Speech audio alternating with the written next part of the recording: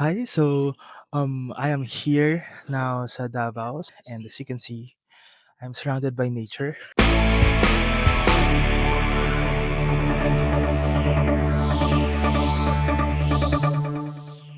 I am starting this new channel which is on just lifestyle and such. So parang ang gusto kong mangyari dito, para lang siyang chill na people who are listening to me can see me as a brother, parang brother advice or what ganyan.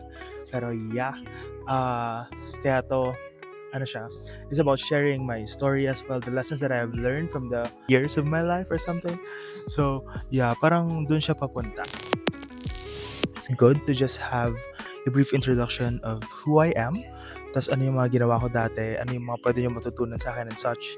I was a graduate of BS Agriculture and UPLB, and at the same institution, I also took my master's in horticulture.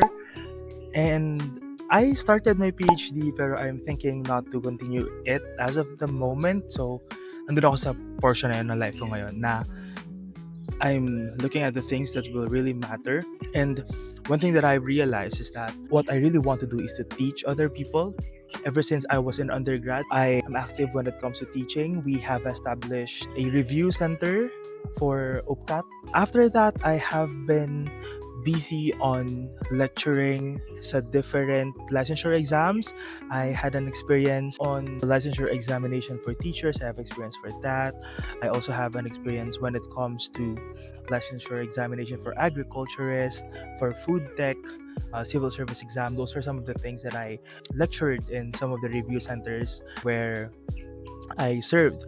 And one thing that I realized is that teaching is something that is really close to my heart. It is something that has been with me ever since I was a child, to be honest. Kasi nung bata ako, parang nakakatawa kasi meron kaming tindahan.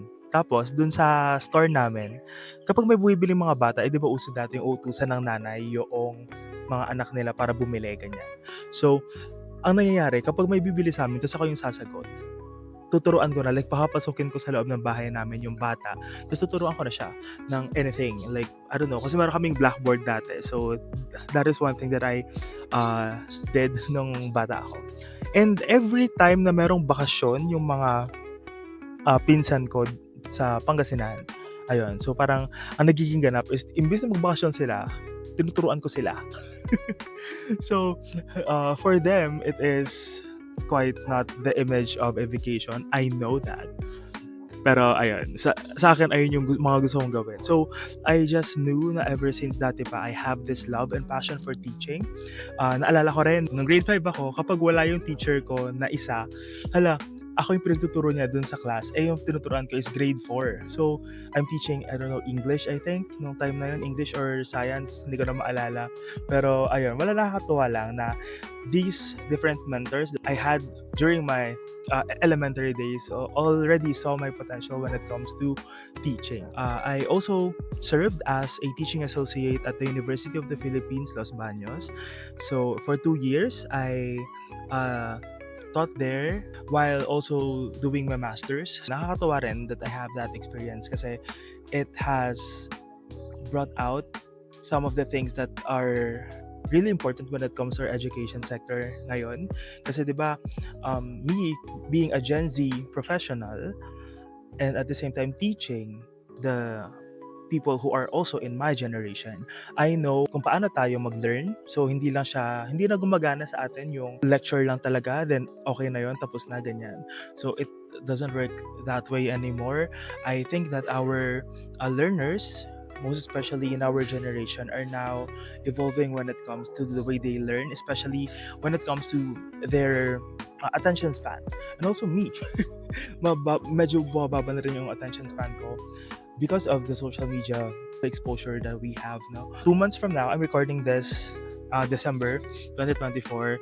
2 months from now, I will be starting my stint as a senior lecturer naman sa UP Manila. I will be teaching plant systematics and botany, general biology courses as well para sa kanilang Bachelor of Science in Biology sa UP Manila. So that is one thing na hindi ko gano'n in-expect. Nakakatawa kasi nung lumabas yung job hiring nila, yung tawag doon, job posting nila. No lumabas yun, like random lang talaga siya lumabas sa ano ko, sa Facebook. Then I applied for it and I didn't expect really that I will be the one who's going to be hired kasi I had a competition which is already a PhD graduate. She's already a doctor during that time. So I let go of the idea of being hired in this institution. But then luckily, I think because of my teaching experience as well, I was the one who was hired dun sa position na yun. Anyway, so yeah, this will be like more of a channel wherein you can just listen to my yap. Sabi ng mga estudyante ko, marami daw akong sinasabi. So I'm a yapper. I'm certified yapper according to my students. And yeah, if you will look at my title, it is Josh of all trades. So I have different hats as well. Like let's say for example, I'm also passionate about music. I'm also passionate about writing. Aside from that, I have this passion for the sciences, agriculture, leading an organization, and also the knowledge when it comes to business, the agribusiness management, and entrepreneurship, all of those things. So I feel like I have a lot of things that I can share with you as you listen to this podcast or as you listen to this channel as well. So ayun, kaya siya Josh of all trades. I have this this YouTube channel which is Sprout Up Philippines, wherein I teach there research, agriculture, science, etc. Basta sobrang technical stuff yung mga nandun. And it is, I still have different viewers who are liking my posts sa TikTok, ganyan, sa YouTube, na about sa mga ginawa kong contents noong third year undergrad ako. Nakakatawa to still have those people who are looking and also learning from me, even though that person is still young during that time. And nakakatawa naman kasi I took that initiative to start that YouTube channel. So ayun, and it is helping a lot of students now. Nakakatawa kasi may mga nagko-comment pa rin up until now. Ayun siya, kaya siya Josh of all trades. So Jack of all trades, master of none. Ayun yung lagi nila sinasabi. Pero ang nakalagay doon, or ang complete niya is, but oftentimes better than a master of one. Nung high school ako, since bida-bida kasi ako noon, sumasali ako sa mga jingle writing contest, sumasayaw kami, kumakanta kami, like performing. I really thought that I would be going into the performing arts track after high school. And I really considered it.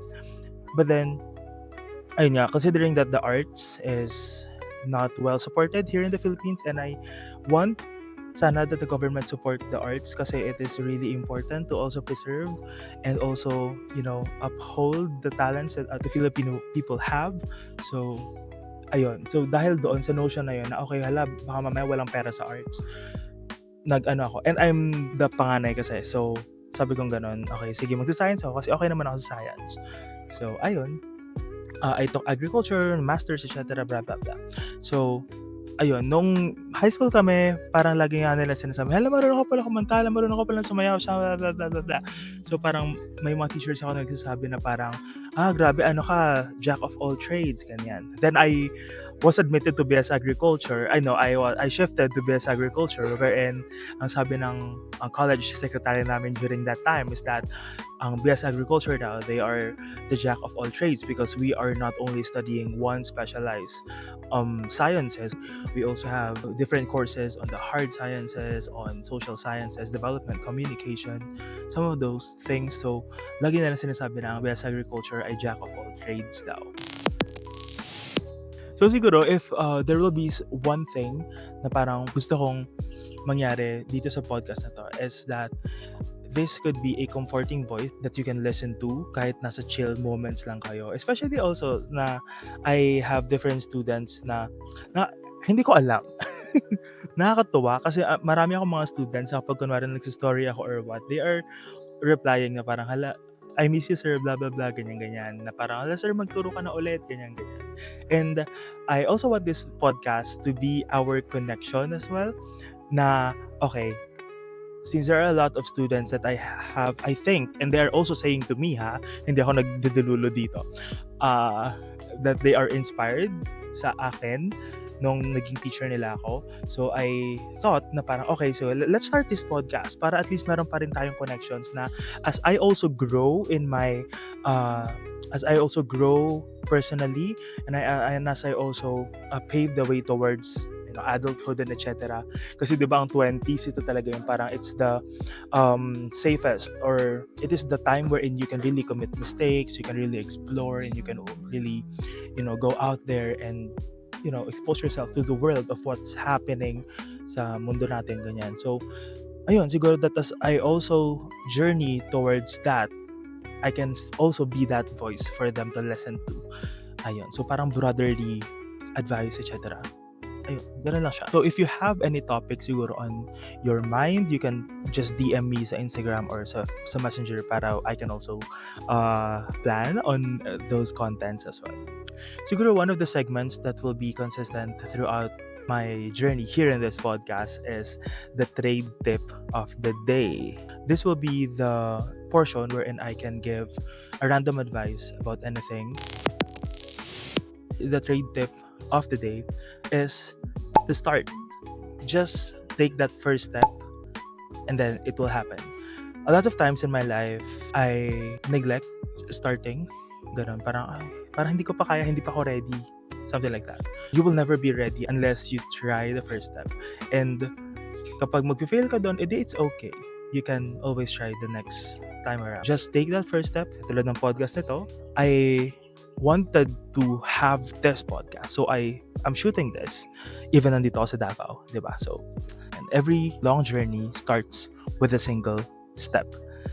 Again, this is Josh of All Trades. Bye.